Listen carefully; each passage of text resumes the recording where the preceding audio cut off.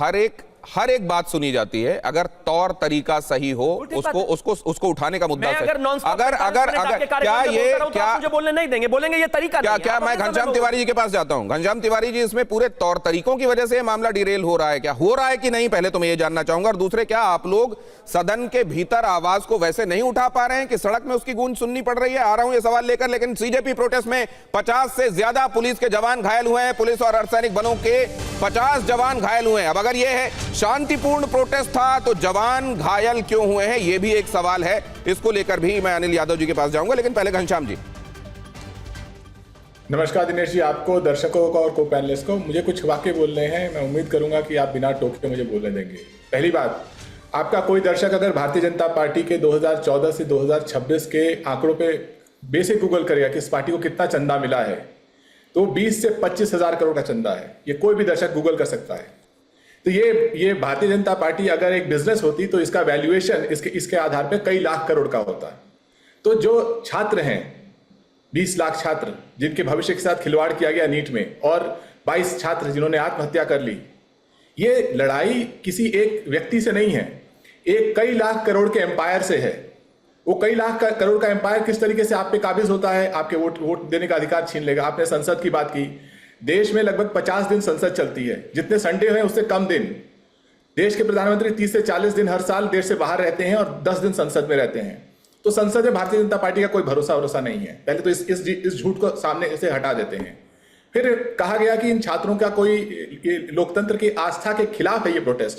कई सारे लोगों ने, मुझे तो शर्म आती है ये बातें सुन करके। छोटे छोटे बच्चे वहां पर थे, संसद में देश के प्रधानमंत्री गायब रहते हैं, बहस नहीं होने देते हैं। सोचिए कितनी शर्मनाक बात है, जिस संसद में भारतीय जनता पार्टी ये कई लाख करोड़ का एम्पायर सांसदों के खरीद फरोख्त से दावा करना चाहता है कि उसके पास 2/3 मेजॉरिटी है, उस संसद के बाहर हजारों लोग प्रोटेस्ट कर रहे हैं और ना इस सरकार के एक मंत्री में हिम्मत है कि लोगों के बीच में जा सके। प्रधानमंत्री तो छोड़ ही दीजिए, अब अंत में मंत्रियों पे आते हैं। इस सरकार में कौन सा मंत्री है जो दागी नहीं है? धर्मेंद्र प्रधान, गडकरी पेट्रोल घोटाला, हरदीप सिंह पुरी, जयशंकर ने विदेश नीति में क्या किया, निर्मला सीतारमण ने फाइनेंस में क्या किया, प्रधानमंत्री खुद पीएम केयर फंड। तो जिस सरकार में प्रधानमंत्री से लेकर सिर से पांव तक लगभग सारे मंत्री दागी के रूप में दिखाई दे रहे हैं, उसमें कौन कौन इस्तीफा देगा? तो अब ये जो अथॉरिटेरियन रेजिम है, एम्पायर है, ये चाहती है कि प्रोटेस्ट के हर आवाज को दबाया जाए, उसे बदनाम किया जाए, उसको तोहमत लगाई जाए। उसमें क्या आपने एक तो ये कि आप जब ये कह रहे हैं घनश्याम तिवारी जी, क्या विपक्ष के सांसद बिकाऊ हैं? क्या उनको खरीदा जा सकता है, उनको दबाया जा सकता है, उनको तोड़ा जा सकता है? दूसरे, अगर इसकी सप्रमाण आप बात कर रहे हैं, तो क्या उन प्रमाणों को लेकर जिन जगहों पर जी मजाक कर रहे हैं क्या? संसद में क्या हो रहा है? आप पत्रकार हैं, आपको दिखाई नहीं देता? मैं कह रहा हूं कि अगर आप ये सप्रमाण बात कर रहे हैं, मैं मजाक नहीं कर रहा हूं, क्या चर्चा हो रही है? मैं मजाक नहीं कर रहा हूं, लेकिन अगर आप सप्रमाण बात कर रहे हैं तो क्या किसी अदालत में जाकर आपने इसकी शिकायत की? मजाक मत कीजिए, जनता को दिखाई दे रहा है। मीडिया में क्या हो रहा है जनता को दिखाई दे रहा है, इलेक्शन कमीशन के साथ क्या हो रहा है दिखाई दे रहा है, सड़क पर क्या हो रहा है दिखाई दे रहा है, संसद में क्या हो रहा है दिखाई दे रहा है। तो कृपया करके इस बहस को मजाक मतलब आप ये कह रहे हैं कि पूरे कुएं में भांग घुली हुई है। आपको क्या लगता है कि जो 2/3 संसद भारतीय जनता पार्टी जिसको 400 से 240 जनता ले आई, दावा कर रही है कि 2/3 जनता देश के हर राज्य के एमएलए और एमपी को इनके पॉकेट में रखे हुए हैं, ऐसे ये लोग दावा करते हैं। ये मजाक है क्या? तो एमएलए और एमपी पॉकेट में है, दलों को तोड़ा जा रहा है। और दलों को तोड़ने के संदर्भ में अगर यह सवाल पूछा जा रहा है कि क्या इसको लेकर आपने कभी किसी अदालत का रुख किया, आपके पास अगर प्रमाण है तो किसी जगह आपने जाकर प्रस्तुत किया क्या? तो इसमें यह भी पूछा जा रहा है कि आप क्या मजाक कर रहे हैं? मतलब ये इतना स्थापित सत्य है, जैसे सूर्य पूर्व से उगता है उतना स्थापित सत्य है। और अगर ऐसा है तो संसद में चल क्या रहा है? शिवम त्यागी, मैं एक चीज कहना चाहता हूं सबसे पहले कि मेरा निवेदन है कि प्रवक्ता होने की पहली शर्त यह है कि देश के बाकी नेताओं को सुनो या ना सुनो, कम से कम अपने नेताओं को तो सुनो। समाजवादी वाले प्रवक्ता इतने ओवर अग्रेसिव हो गए कि ये भूल गए कि अपने नेता को भी नहीं सुनते। आदरणीय अखिलेश यादव जी का एक TV9 के पूर्व पत्रकार के साथ पॉडकास्ट है जिसमें वो खुद कहते हैं कि कोई एक क्वालिटी भाजपा की बताइए, कहते हैं ये लोग 24 घंटा काम करते हैं, 24 घंटा काम करते हैं।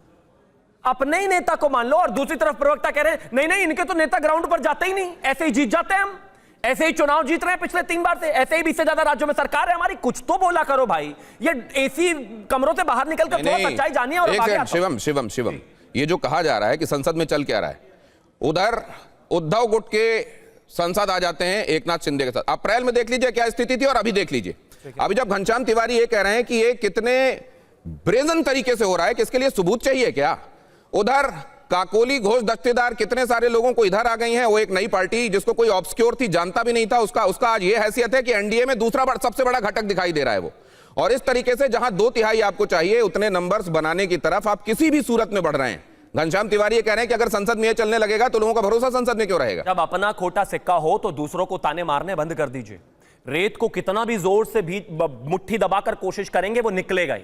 जब आप अपनी पार्टी को ही अपना परिवार और अपना प्राइवेट लिमिटेड बना लोगे, पिताजी से बेटा जी, बेटा जी से चाचा जी, चाचा जी से चाचा जी के बेटा जी, चाचा जी के बेटा जी से ताऊ जी, ताऊ जी से बेटा जी, फिर बहू जी, और फिर उसके बाद extended and extended and extended. जब अपनी सरकार में एक ही खानदान में 35 लाल बत्तियां लेकर अपने ही खानदान के 35 मंत्री बना दोगे तो माफ कीजिए, सांसद आपके बंधुआ मजदूर नहीं है। ये लोकतंत्र है और लोकतंत्र में पावर शेयरिंग फॉर्मूला बहुत जरूरी है। जब आप अपने और अपने भतीजे से, अपने बेटे से आगे नहीं निकलोगे तो माफ कीजिए, संसद आजाद फैसला लेने के लिए राजी है। क्या हम नहीं लड़े? हम नहीं लड़े क्या?